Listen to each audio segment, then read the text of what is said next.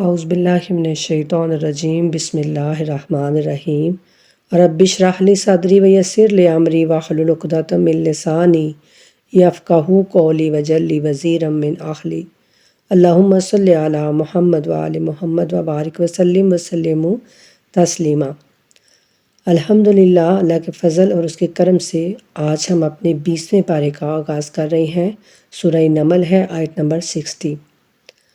اللہ سبحانہ تعالیٰ ارشاد فرما رہے ہیں کہ بسم اللہ الرحمن الرحیم، شریک بہتر ہیں یا وہ جس نے آسمانوں اور زمین کو پیدا کیا اور آسمان سے تمہارے لیے پانی برسایا، پھر ہم نے اس سے پر رونق باغات اگائے، ان درختوں کا اگانا تمہارے بس میں نہ تھا۔ تو کیا اللہ کے ساتھ کوئی اور معبود بھی ہیں؟ بلکہ یہ لوگ تو منحرف قوم ہیں۔ یہ بت بہتر ہے یا وہ جس نے زمین کو جائے قرار بنایا اور اس کے بیچ میں نہریں بنائیں اور اس کے لیے پہاڑ بنائے اور 2 سمندروں کے درمیان ایک آڑ بنائی۔ سبحان اللہ۔ وہی جو کہتے ہیں خداوند تعالیٰ کہ ایک کھارا پانی ہے اور ایک میٹھا پانی ہے، لیکن دونوں کے درمیان ایک حد فاصل ہے کہ وہ دونوں آپس میں نہیں مل سکتے۔ تو وہ اللہ کہہ رہے ہیں کہ تمہیں تو نظر ہی نہیں آتی، تمہیں لگتا ہے کہ لیکن اگر ان کے درمیان میں کوئی چیز نہیں ہے تو پھر وہ پانی آپس میں کیوں نہیں مل جاتا؟ پانی تو ظاہر ہے، تم دیکھتے ہو، کیا تمہیں نظر نہیں آتا؟ اللہ کہتے ہیں کہ اور 2 سمندروں کے درمیان ایک آڑ بنائی۔ کیا اللہ کے ساتھ کوئی اور معبود بھی ہے؟ بلکہ ان میں سے اکثر لوگ نہیں جانتے۔ اور یہ وہ بہتر ہے جو مضطرب کی فریاد سنتا ہے جب وہ اسے پکارتا ہے، سبحان اللہ، اور اس کی تکلیف کو دور کرتا ہے اور تمہیں زمین میں جانشین بناتا ہے۔ کیا اللہ کے ساتھ کوئی اور معبود بھی ہے؟ تم لوگ بہت کم نصیحت حاصل کرتے ہو۔ یعنی اللہ کہتے ہیں کہ جب بھی تم اللہ کو پکارتے ہو تو وہی ہے جو پریشانی کی حالت میں، مصیبت کی حالت میں تمہاری دعاؤں کو قبول کرتا ہے، تمہاری تکلیفوں کو دور کرتا ہے۔ یا وہ بہتر ہے جو خشکی اور سمندر کی تاریکیوں میں تمہاری رہنمائی کرتا ہے۔ اور کون ہے جو ہواؤں کو خوشخبری کے طور پر اپنی رحمت کے آگے آگے بھیجتا ہے؟ کیا اللہ کے ساتھ کوئی اور معبود بھی ہے؟ اللہ بالاتر ہے ان چیزوں سے جنہیں یہ شریک ٹھہراتے ہیں۔ یا وہ بہتر ہے جو خلقت کی ابتدا کرتا ہے، سب سے پہلے جس نے ہر چیز کو خلق کیا، بنا کسی نمونے کے، بنا کسی تجربے کے، بنا کوئی چیز دیکھے، اس نے ہر چیز کو سب سے پہلے پیدا کیا، پھر اسے دہراتا ہے، یعنی وہ اور بھی پیدا کرتا رہتا ہے، جیسے انسان، جیسے جانور، جیسے درخت، سب کچھ۔ اور کون تمہیں آسمان اور زمین سے رزق دیتا ہے؟ کیا اللہ کے ساتھ کوئی اور معبود بھی ہے؟ تو کہہ دیجئے کہ اپنی دلیل پیش کرو اگر تم لوگ سچے ہو۔ یعنی ہمارا مالک، ہمارا رازق، ہمارا خالق صرف وہ اللہ وحدہ لا شریک ہے، اس کے علاوہ کوئی نہیں ہے۔ اور کہہ دیجئے جو کچھ آسمانوں اور زمین میں ہے وہ غیب کی باتیں نہیں جانتے سوائے اللہ کے، اور نہ انہیں یہ علم ہے کہ وہ کب اٹھائے جائیں گے۔ یعنی جتنی بھی چیزیں انسان زمین و آسمان میں جو بھی ہیں نا، چاہے وہ فرشتے ہیں چاہے وہ انسان ہیں، وہ اللہ کی جو غیب کی باتیں ہیں وہ نہیں جانتے۔ تمام کا تمام علم جو ہے وہ اللہ سبحانہ وتعالیٰ کے پاس ہے، لیکن ایک جگہ اللہ کہتے ہیں کہ غیب کی باتیں بتانے کے لیے ہم جس پیغمبر کو چننا چاہیں ہم چن لیتے ہیں، ہم بتاتے ہیں، لیکن اتنا ہی جتنا ہم بتانا چاہتے ہیں اور جتنا ان کے لیے ضروری ہوتا ہے۔ باقی سارے کا سارا غیب وہ صرف خداوند تعالیٰ کے پاس ہے۔ بلکہ آخرت کے بارے میں ان کا علم ماند پڑ گیا ہے، یعنی انہیں کچھ بھی نہیں پتا کہ قیامت کب آنے والی ہے، بلکہ وہ اس کے بارے میں شک میں ہیں۔ کون لوگ؟ جو مشرک لوگ ہیں، بلکہ یہ اس کے بارے میں اندھے ہیں، یعنی انہیں کچھ بھی نہیں پتا اور نہ ہی یہ جانتے ہیں۔ اور کفار کہتے ہیں کہ جب ہم اور ہمارے باپ دادا ہلاک ہو چکے ہوں گے تو کیا ہمیں قبروں سے نکالا جائے گا؟ اس قسم کا وعدہ پہلے بھی ہم سے اور ہمارے باپ دادا سے ہوتا رہا ہے، یعنی اسی قسم کا وعدہ کہ تم دوبارہ اٹھائے جاؤ گے۔ تو یہ تو قصہ ہائے پارینہ کے سوا کچھ نہیں، یعنی یہ تو بس پرانے قصے ہیں۔ تو ان سے کہہ دیجئے کہ زمین میں چل پھر کر دیکھ لو کہ مجرموں کا کیا انجام ہوا۔ اور اے رسول صلی اللہ علیہ وآلہ وسلم ان کے حال پر رنجیدہ نہ ہوں اور نہ ہی ان کی مکاریوں پر دل تنگ ہوں۔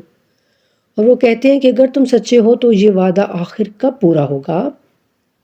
یعنی جب رسول اللہ صلی اللہ علیہ وآلہ وسلم ان سے کہتے کہ دیکھو اگر تم اللہ پر ایمان نہیں لاؤ گے نا، تو جیسے پرانی قوموں کے قصے اللہ سناتے ہیں قرآن میں، تو وہ جب رسول اللہ ان کو سناتے کہ دیکھو فلاں قوم پر اس طرح سے عذاب آ گیا تھا، فلاں قوم پر یوں عذاب آ گیا تھا، تو پھر وہ کہتے کہ اچھا اگر آپ سچے ہیں تو یہ وعدہ پھر آخر کب پورا ہوگا، کب عذاب آئے گا؟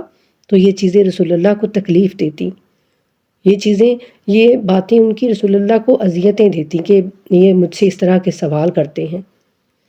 تو اللہ کہتے ہیں کہ آپ ان کے بارے میں یعنی غمگین نہ ہوں، آپ کی ان کی مکاریوں سے دل تنگ نہ ہوں، تو کہہ دیجئے کہ ممکن ہے بعض باتوں کے لیے تم عجلت چاہ رہے ہو، تم جلدی کر رہے ہو، جن باتوں کے لیے وہ تمہارے پس پشت پہنچ چکی ہوں، یعنی وہ تمہارے پیچھے ہی ہوں، بہت جلد تم پہ وہ عذاب آ جائے لیکن تمہیں پتہ ہی نہ ہو۔ اور بے شک آپ کا رب لوگوں پر بڑا فضل کرنے والا ہے، لیکن اکثر لوگ شکر نہیں کرتے۔ اور جو کچھ ان کے سینوں میں پوشیدہ ہے اور جو کچھ وہ ظاہر کرتے ہیں، یعنی وہ جو دل میں رکھتے ہیں یا وہ جو زبان پہ ظاہر کرتے ہیں، بے شک آپ کا رب اسے خوب جانتا ہے۔ اور آسمان اور زمین میں کوئی ایسی پوشیدہ بات نہیں ہے جو کتاب مبین میں نہ ہو۔ بے شک یہ قرآن بنی اسرائیل کو اکثر وہ باتیں بیان کر دیتا ہے جن میں وہ اختلاف کرتے ہیں، اور یہ اہل ایمان کے لیے یقیناً ہدایت اور رحمت ہے۔ سبحان اللہ، یہ قرآن ہمارے لیے ہدایت بھی ہے اور ہمارے لیے رحمت بھی ہے، اہل ایمان کے لیے۔ تو اپنے آپ کو اہل ایمان میں داخل کیجئے اور قرآن کے ساتھ متمسک ہو جائیے۔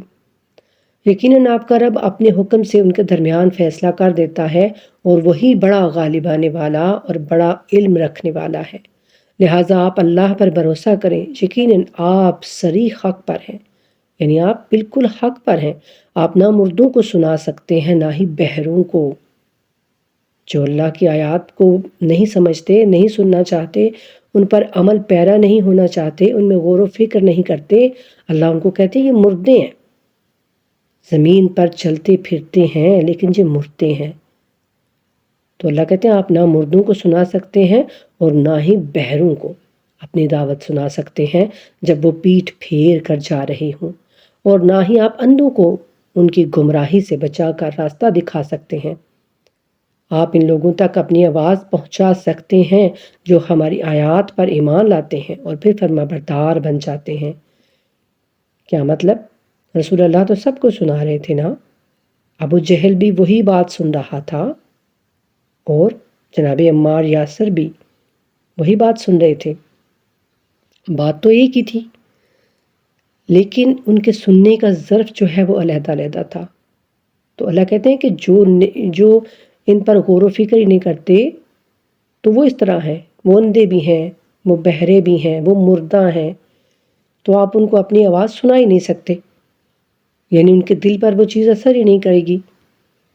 تو جب تک ہمارے اندر ایمان نہیں ہوگا تو قرآن بھی ہمارے اوپر اثر نہیں کرے گا۔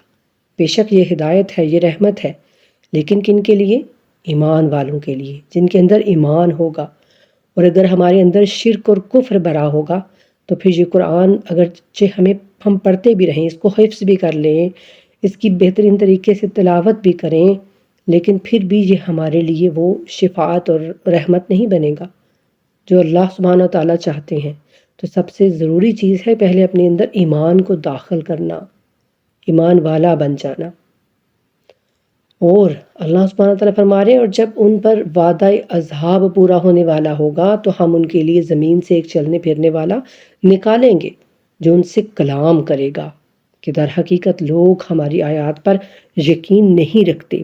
یہ قیامت کی عنقریب واقعات کی نشانیاں ہیں، اور جس روز ہم ہر امت میں سے ایک ایک جماعت کو جمع کریں گے جو ہماری آیات کو جھٹلایا کرتی تھی، پھر انہیں روک دیا جائے گا، اور جب سب آ جائیں گے تو اللہ فرمائے گا کیا تم نے میری آیات کو جھٹلا دیا تھا جبکہ ابھی تم انہیں اپنے احاطہ علم میں بھی نہیں لائے تھے، اور تم کیا کچھ کرتے تھے؟ اور ان کے ظلم کی وجہ سے بات ان کے خلاف پوری ہو کر رہے گی اور وہ بول نہیں سکیں گے۔ بات کس کی ہو رہی ہے؟ اللہ کی آیات کی۔ اللہ کی آیات کی۔ تو اللہ کی آیات کو جھٹلانا کیا ہے؟ کیا یوں کہہ دینا کہ نہیں ہم اس کو نہیں مانتے، اور ایک ہے عملی طور پر جھٹلانا۔ ہم اس پر کہیں ہم قرآن کو بڑا مانتے ہیں، ہم رسول اللہ کو بڑا مانتے ہیں، ہم قرآن کی تعظیم کرتے ہیں، لیکن اگر قرآن میں کوئی چیز لکھی ہوئی ہے کہ نماز پڑھو، زکوٰۃ دو، اللہ کی راہ میں انفاق کرو، اللہ کی راہ میں جہاد کرو اور اللہ کی راہ میں پیسے خرچ کرو، لیکن وہ ہمارا دل ہی نہیں کرتا، نہ نماز پڑھنے کو، نہ اللہ کی راہ میں خرچ کرنے کو، تو وہ پھر ہوتا ہے ہمارا اللہ کی آیتوں کو جھٹلانا، کہ اللہ تو کچھ کہہ رہا ہے لیکن ہم کچھ اور کرتے نہیں۔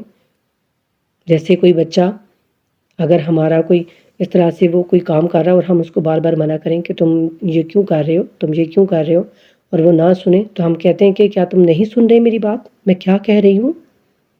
تو ہمیں پتہ ہوتا ہے وہ سن رہا ہے لیکن وہ اس پر عمل نہیں کر رہا، تو اس کا مطلب یہی ہے کہ وہ سن ہی نہیں رہا۔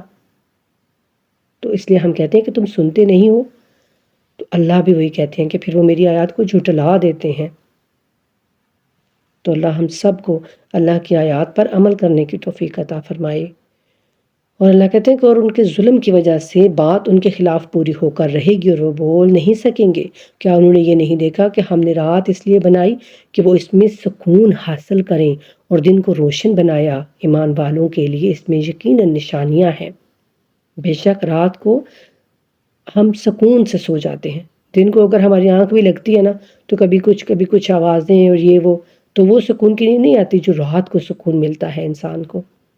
اور جس روز سور میں پھونک ماری جائے گی تو آسمانوں اور زمین کی تمام موجودات خوف زدہ ہو جائیں گی، سوائے ان لوگوں کے جنہیں اللہ چاہے۔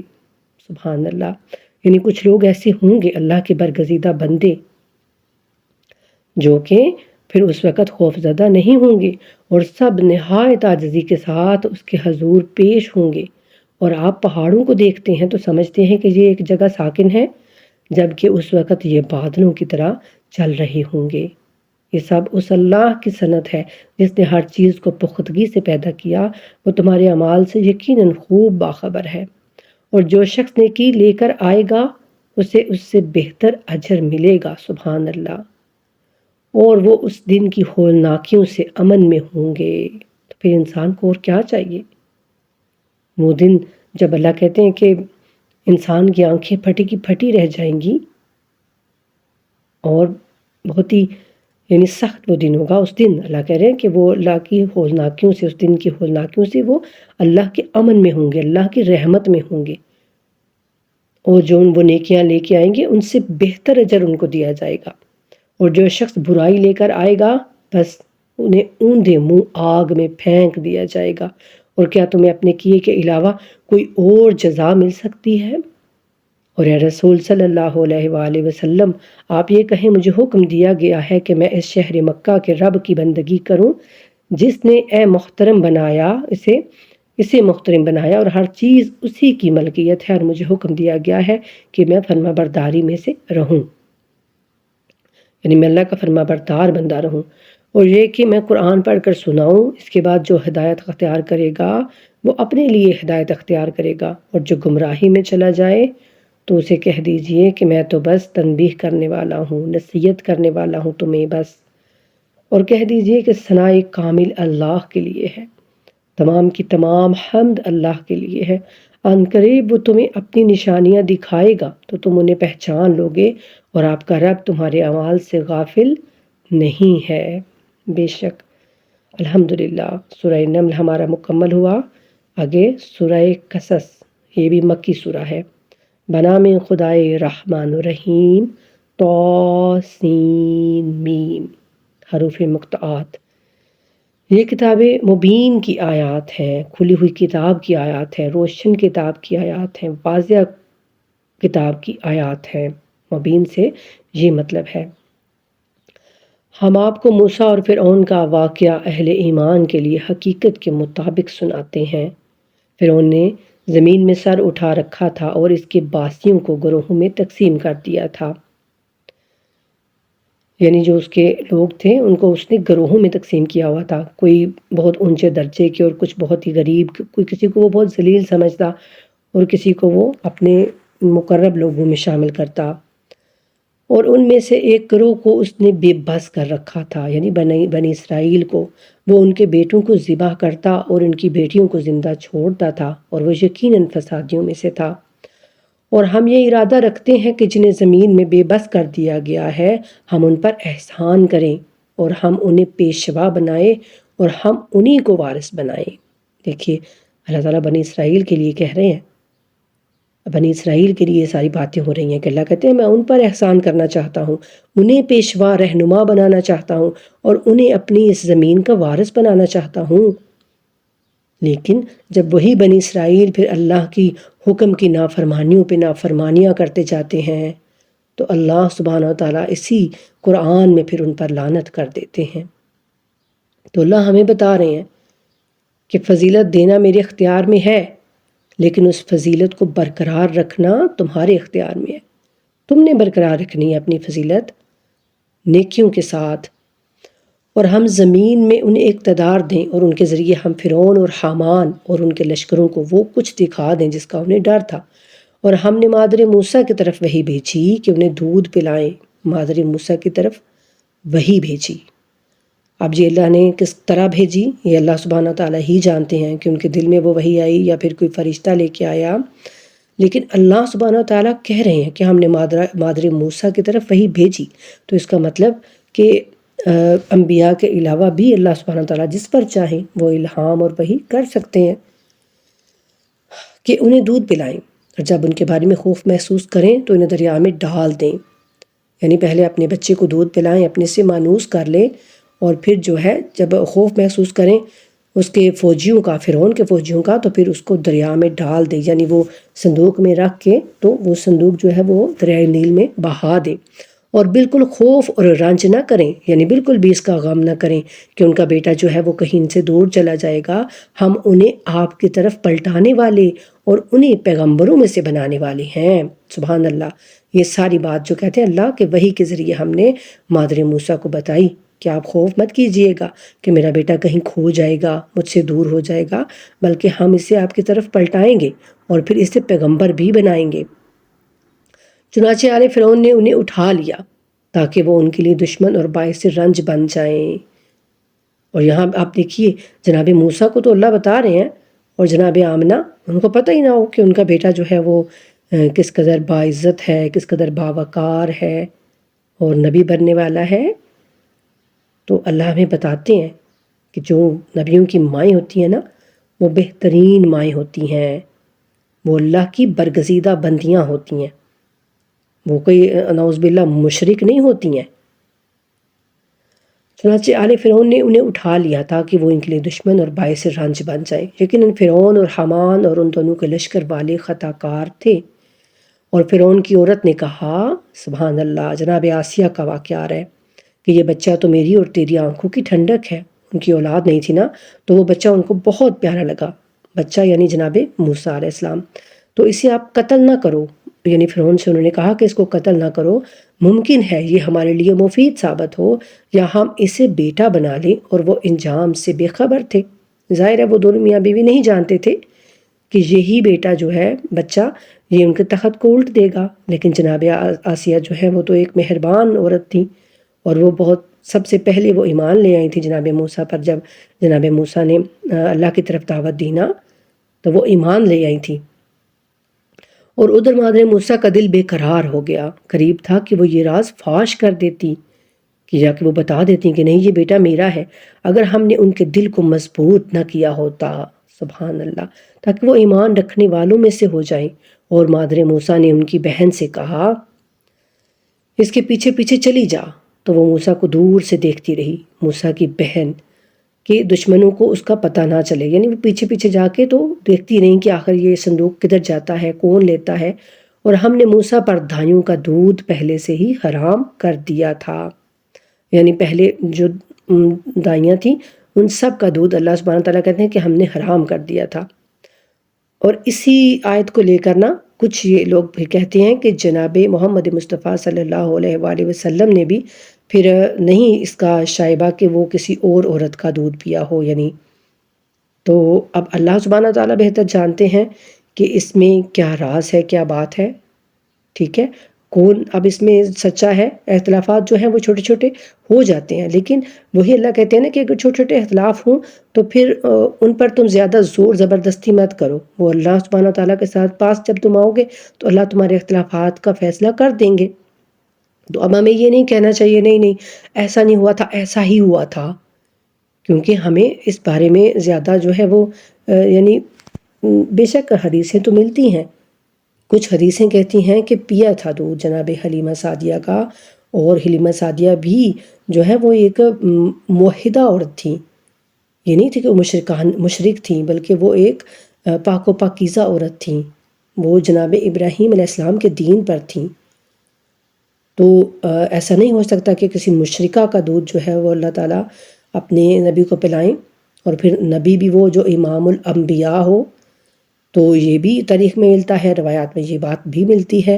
اور کچھ لوگ جو اس آیت کو لیتے ہیں تو وہ کہتے ہیں کہ جب موسیٰ کسی اور داعیہ کا دودھ نہیں پی سکتے تو پھر جو موسیٰ کے بھی سردار نبی ہیں وہ یہ کس طرح ممکن ہے کہ وہ انہوں نے کسی اور عورت کا دودھ پی لیا ہو؟ تو اس طرح سے اب روایتیں مختلف ہیں، روایات جو ہیں وہ ظاہر ہے لکھنے والے لکھ گئے ہیں، اور لوگ اب جو ہیں وہ کوئی یعنی اس طرف جاتا ہے، کوئی اس طرف جاتا ہے، تو اس میں پھر بہت زیادہ یہ شدت اختیار نہیں کرنی چاہیے، ٹھیک ہے؟ بس بات کو سمجھنا چاہیے کہ جو یہ بات کر رہے ہیں نا کہ نہیں پیا تھا تو وہ یہ قرآن کے مطابق فیصلہ کر رہے ہیں، اور جو کہتے ہیں کہ پیا تھا تو وہ بھی اللہ سبحانہ تعالیٰ جانتے ہیں کہ وہ بھی روایات کے مطابق بات کرتے ہیں۔ تو ہمیں شدت اختیار نہیں کرنی چاہیے، بس ٹھیک ہے نا، اپنا اپنا جو موقف ہے وہ بیان کریں، لیکن اس میں شدت نہ پکڑیں کہ نہیں میری بات ہی بالکل ٹھیک ہے۔ ٹھیک بات تو اللہ سبحانہ تعالیٰ ہمیں آخر پہ بتائیں گے۔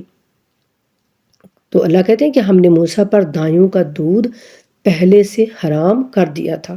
چنانچہ موسیٰ کی بہن نے کہا کیا میں تمہیں ایک ایسے گھرانے کا پتہ بتا دوں جو اس بچے کو تمہارے لیے پالیں اور وہ اس کے خیر خواہ بھی ہوں، یعنی وہ اس بچے کو دودھ پلائیں۔ اس طرح ہم نے موسیٰ کو ان کی ماں کے پاس واپس پہنچا دیا تاکہ ماں کی آنکھ ٹھنڈی ہو جائے اور غم نہ کریں، اور یہ جان لیں کہ اللہ کا وعدہ سچا ہوتا ہے، لیکن ان میں سے اکثر نہیں جانتے۔ اور جب موسیٰ رشد کو پہنچ کر تنومند ہو گئے، یعنی جب جوان ہو گئے، تو ہم نے انہیں حکمت اور علم عطا کیا، اور ہم نیکی کرنے والوں کو اسی طرح جزا دیتے ہیں۔ اور موسیٰ شہر میں اس وقت داخل ہوئے جب شہر والے بے خبر تھے، بس وہاں دو آدمیوں کو لڑتے پایا، ایک ان کی قوم میں سے تھا یعنی کہ یعنی بنی اسرائیل میں سے تھا، اور دوسرا ان کے دشمنوں میں سے تھا یعنی فرعون کے لشکر میں سے ایک بندہ تھا، اور وہ دونوں آپس میں کسی بات پر لڑ رہے تھے۔ تو جو ان کی قوم میں سے تھا نا، بنی اسرائیل والا، یعنی اس نے اپنے دشمن کے مقابلے کے لیے موسیٰ کو مدد کے لیے پکارا، تو موسیٰ نے اس دوسرے کو گھونسا مارا، یعنی فرعون کے بندے کو گھونسا مارا اور اس کا کام تمام کر دیا، یعنی وہ وہیں پر وہ مر گیا۔ پھر موسیٰ نے کہا کہ یہ تو شیطان کا کام ہو گیا، یعنی میں نے بنا سوچے سمجھے یعنی اس کا قتل ہو گیا مجھ سے، تو یہ تو ایک شیطانی کام ہو گیا، بے شک وہ صریح گمراہ کن دشمن ہے۔ کہ یعنی فوراً ہی جناب موسیٰ کو یہ خیال آیا کہ یہ تو یعنی میں نے تو بس ایک تھپڑ مارا اور یہ مر گیا، تو یہ تو بے شک ایک شیطانی کام تھا، تو یہ شیطان جو ہے وہ بالکل گمراہ کرنے والا ہے اور دشمن ہے۔ اور کہا کہ میرے رب میں نے اپنے نفس پر ظلم کیا، بس تو مجھے معاف فرما۔ چنانچہ اللہ نے انہیں معاف کر دیا، یقیناً وہ بڑا معاف کرنے والا اور رحم کرنے والا ہے۔ موسیٰ نے کہا میرے رب جس نعمت سے تو نے مجھے نوازا ہے اس کے باعث میں آئندہ کبھی بھی مجرموں کا پشت پناہ نہیں بنوں گا۔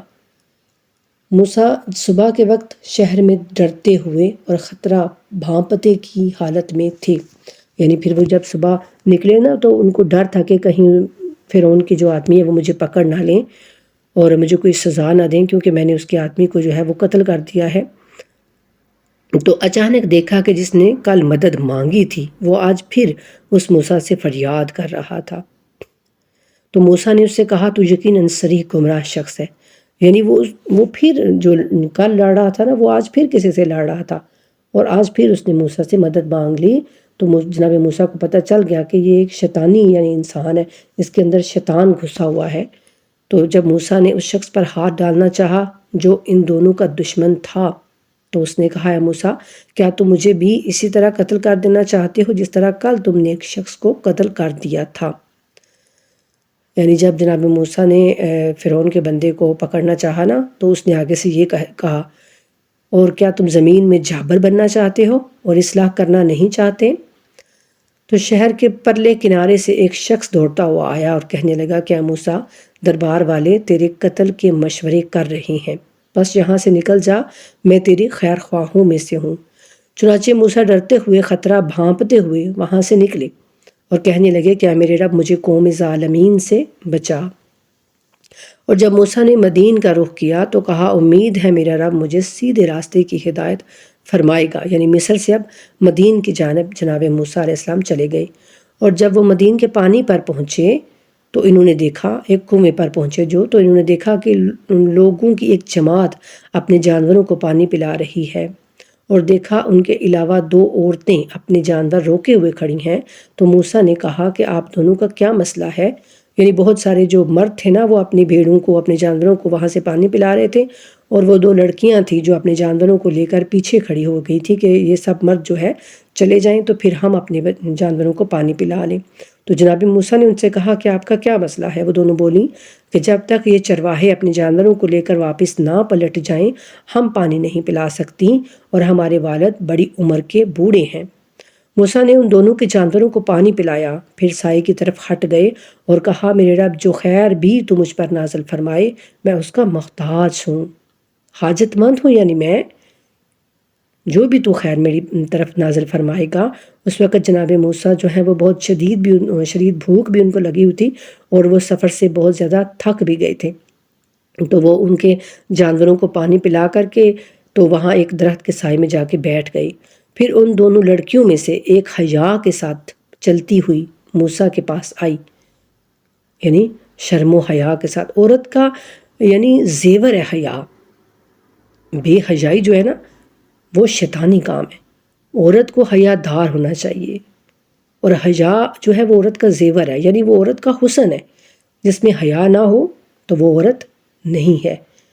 مجھے معاف کیجیے گا، میں قرآن کے مطابق یہ بات کر رہی ہوں کہ اللہ کہتے ہیں کہ پھر ان دونوں لڑکیوں میں سے ایک حیا کے ساتھ چلتی ہوئی آئی، شرما کے چلتی ہوئی آئی اور موسیٰ کے پاس آئی اور کہنے لگی کہ میرے والد آپ کو بلاتے ہیں۔ یعنی جب وہ گھر جا کے تو وہ جناب شعیب علیہ السلام کی بیٹیاں تھیں، تو جب انہوں نے اپنے باپ سے ذکر کیا کہ اس طرح سے آج ایک ہم نے مرد کو دیکھا جو بہت ہی توانا ہے، تندرست ہے، تو آپ اس کو اپنے پاس یعنی رکھ لیں، اور ہمیں وہ یہاں کا لگتا بھی نہیں ہے، کہیں وہ دور سے آیا ہے، تو آپ اس کو رکھ لیں اپنے پاس، یعنی نوکر، تو وہ ہمارے یہ کام کرے جو کہ ہم کرتی ہیں، یعنی یہ باہر جانا اور بکریاں وغیرہ اپنی چرانا اور وہ سارا کام۔ تو وہ پھر آئیں، باپ نے کہا، وہ دونوں بیٹیاں ہی تھیں جناب شعیب علیہ السلام کی، تو انہوں نے کہا کہ اب تم پھر جاؤ اس کو بلا کے لاؤ میرے پاس۔ تو وہ آ کے تو بڑی حیا کے ساتھ وہ شرم والی انداز سے وہ چلتی ہوئی آئی اور آ کے کہا کہ میرے والد آپ کو بلاتے ہیں تاکہ آپ نے جو ہمارے جانوروں کو پانی پلایا ہے آپ کو اس کی اجرت دے۔ جب موسیٰ ان کے پاس آئی اور اپنا سارا قصہ انہیں سنایا تو وہ کہنے لگے خوف نہ کرو، تم اب ظالموں سے بچ چکے ہو، یعنی اب تم بہت دور آ چکے ہو۔ ان دونوں میں سے ایک لڑکی نے کہا ابا اسے نوکر رکھ لیجئے، کیونکہ جسے آپ نوکر رکھنا چاہیں ان میں سے سب سے بہتر وہ ہے جو طاقتور ہو اور امانت دار بھی ہو۔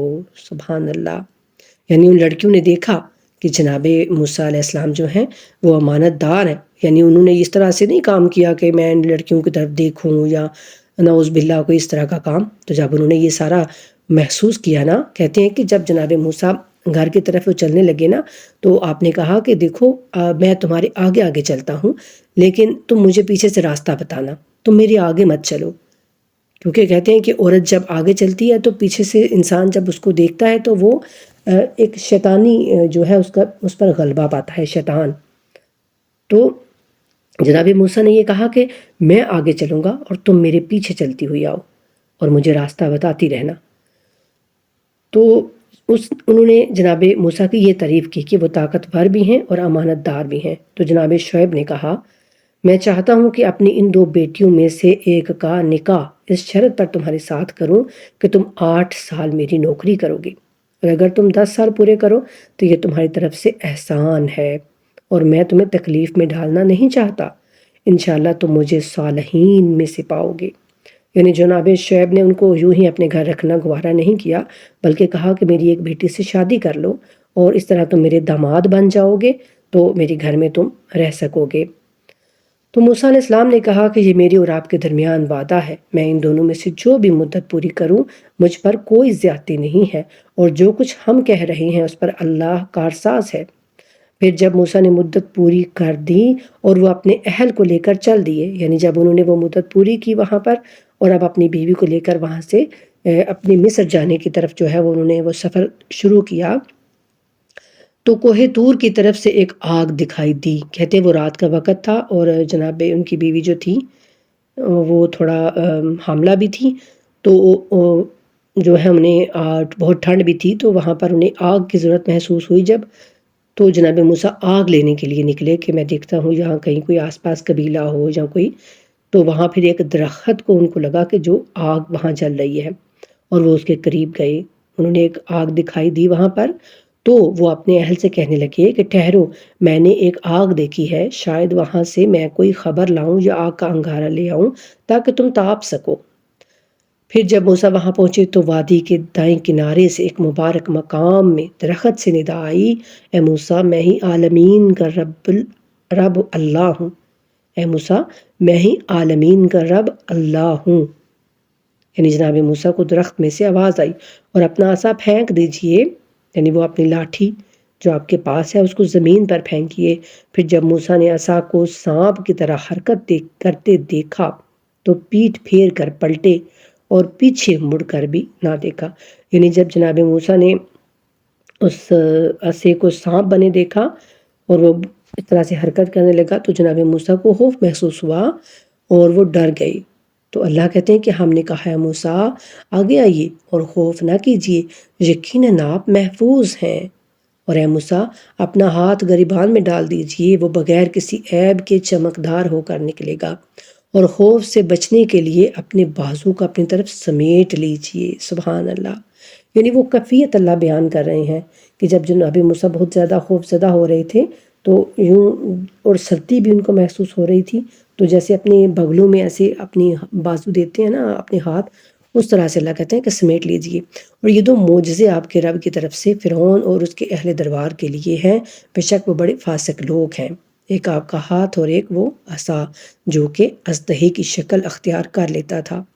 موسیٰ نے عرض کیا میرے رب میں نے ان کا ایک آدمی قتل کیا ہے، لہٰذا میں ڈرتا ہوں کہ وہ مجھے قتل نہ کر دے، اور میرے بھائی ہارون کی زبان مجھ سے زیادہ فصیح ہے۔ سبحان اللہ، یہ بھی ایک واقعہ تھا۔ تو انشاءاللہ مزید جو تفصیلات ہیں نا وہ بعد میں ضرور جانیں گے اور کریں گے اللہ کے حکم سے۔ مجھ سے زیادہ فصیح ہے، لہٰذا اسے میرے ساتھ مددگار بنا کر بھیج کہ وہ میری تصدیق کرے، کیونکہ مجھے خوف ہے کہ لوگ میری تکذیب کریں گے۔ فرمایا ہم آپ کے بھائی کے ذریعے آپ کے بازو مضبوط کریں گے اور ہم آپ دونوں کو غلبہ دیں گے، اور ہماری نشانیوں معجزات کی وجہ سے وہ آپ تک نہیں پہنچ پائیں گے، آپ دونوں اور آپ کے پیروکاروں کا ہی غلبہ ہوگا، یعنی آپ دونوں کا اور جو آپ کی اتباع کریں گے، جو آپ کے فرما بردار بن کر رہیں گے، ان کا غلبہ ہوگا۔ پھر جب موسیٰ ہماری واضح نشانیاں لے کر ان کے پاس پہنچے تو وہ کہنے لگے کہ یہ تو بس گھڑا ہوا جادو ہے، اور ہم نے اپنے اگلے باپ داداؤں سے ایسی باتیں کبھی نہیں سنی۔ اور موسیٰ نے کہا میرا رب اسے جانتا ہے جو اس کے پاس سے ہدایت لے کر آیا ہے، اور یہ بھی جانتا ہے کہ آخرت کا گھر کس کے لیے ہے۔ بے شک ظالم فلاح نہیں پاتے، ظالم کامیاب نہیں ہوتے۔ اور فرعون نے کہا اے درباریوں، میں تمہارے لیے اپنے سوا کسی معبود کو نہیں جانتا، یعنی میں تمہارا رب ہوں، میں ہی تمہارا معبود ہوں۔ اے حامان میرے لیے گارے کو آگ لگا کہ اینٹ بنا دے، پھر میرے لیے ایک اونچا محل بنا دے تاکہ میں موسیٰ کے خدا کو جھانک کر دیکھوں، اور میرا تو خیال ہے کہ موسیٰ جھوٹا ہے، استغفر اللہ۔ یعنی وہ کہنے لگا کہ ایک بہت اونچا محل تیار کرو، جناب موسیٰ کہتے ہیں نا کہ میرا رب اوپر ہے، تو ایک اونچا سا محل بناؤ اور پھر کچھ ایسا جو ہے وہ کرو کہ میں اوپر کی جانب جاؤں اور جا کے جناب موسیٰ علیہ السلام کے خدا کو دیکھوں۔ چنانچہ فرعون اور اس کے لشکر نے زمین میں ناحق تکبر کیا اور یہ خیال کیا کہ وہ ہماری طرف پلٹائے نہیں جائیں گے، تو ہم نے اسے اور اس کے لشکر کو گرفت میں لے لیا اور انہیں دریا میں پھینک دیا، بس دیکھ لو ظالموں کا انجام کیا ہوا۔ اور ہم نے انہیں ایسے رہنما بنایا جو آتش کی طرف بلاتے ہیں۔ استغفر اللہ۔ یعنی اللہ کہتے ہیں کہ کچھ رہنما ایسے ہوتے ہیں جو آپ کو جنت کی طرف لے کے جاتے ہیں۔ آئمہ، رہنما، پیشوا، کچھ ایسے ہوتے ہیں جو آپ کو جنت کی طرف لے کے جاتے ہیں، اور کچھ ایسے بھی ہوتے ہیں رہنما، آئمہ، امام، پیشوا، جو آپ کو دوزخ کی آگ کی طرف لے کے جاتے ہیں۔ تو اللہ کہتے ہیں کہ جو فرعون اور اس کے ساتھی تھے نا، وہ والے آئمہ، وہ والے رہنما، وہ والے امام وہ بنے، وہ والے پیشوا بنے جو لوگوں کو جہنم کی طرف لے کے جاتے ہیں، ان کو جہنم کی طرف بلاتے ہیں۔ یہ اللہ سارے قصے کن کو سنا رہے ہیں؟ اہل مکہ کو، کہ تم لوگ جو اتنی باتیں کرتے ہو، تم تو کچھ بھی نہیں ہو، تو وہ تو اتنا بڑا بادشاہ تھا، اتنی بڑی وہ یعنی اس کی حکومت تھی، تو اس کو میں نے غرق کر دیا، تو تم کیا چیز ہو؟ تمہارے پاس تو اس طرح کی کوئی ہے ہی نہیں۔ تو اللہ کہتے ہیں کہ وہ ہم نے ان کو ایسے رہنما بنایا جو آتش کی طرف بلاتے ہیں، اور قیامت کے دن ان کی مدد نہیں کی جائے گی، اور ہم نے اس دنیا میں ان کے پیچھے لعنت لگا دی ہے، اور قیامت کے دن یہ کبھی چہرے والے ہوں گے۔ استغفر اللہ۔ یعنی اپنے چہرے سے ہی اس قدر بھیانک اور سیاہ چہرے ہوں گے ان کے کہ اپنے چہروں سے ہی پہچان لیے جائیں گے کہ یہ کون لوگ ہیں۔ اور بے شک ہم نے پہلی امتوں کو ہلاک کرنے کے بعد لوگوں کے لیے بصیرتوں اور ہدایت اور رحمت کا سرچشمہ بنا کر موسیٰ کو کتاب دی، شاید لوگ نصیحت حاصل کریں۔